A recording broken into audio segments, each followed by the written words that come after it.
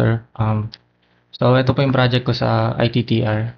And so ito po yung papakita ko is yung project scenario, which is making a chess match schedule using combination of array and exception handling sa C++.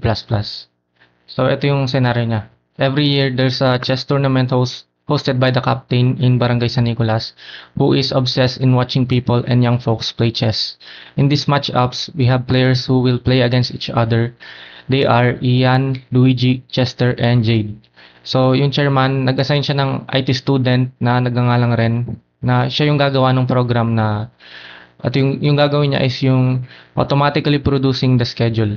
So si Ren, napili niyang gawin is yung array. So for example, for player exists Ian, Luigi, Chester, and Jade. So Ren adds exception handling to make the program safe and user-friendly. So sa ginawa naman niya is napili niyang topic dun sa IT na na-discuss dati is yung probability. So bakit probability? Probability siya kasi ito yung mga tao na pwede silang maglaban-laban. Kaya naging probability siya. So may mga chance na sila yung maglaban-laban yung mga nakalagay dito. So dito naman is papakita ko yung code. Ayan siya. So pag niran natin siya,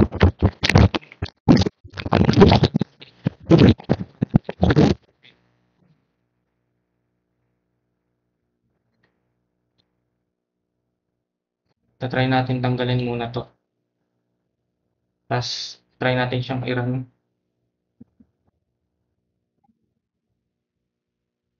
kung ano yung lalabas. So nag-error siya. Dapat yung player name hindi siya magiging empty. So ulitin natin. Lagay natin yung pinaka-code niya talaga.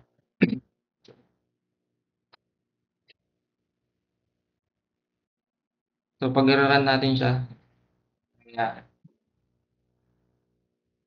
So ayan yung lalabas. Ayan yung lalabas yung match schedule. So dapat lang is hindi empty yung mga nakalagay doon. Dapat talaga meron siya para mag-work yung mismong code.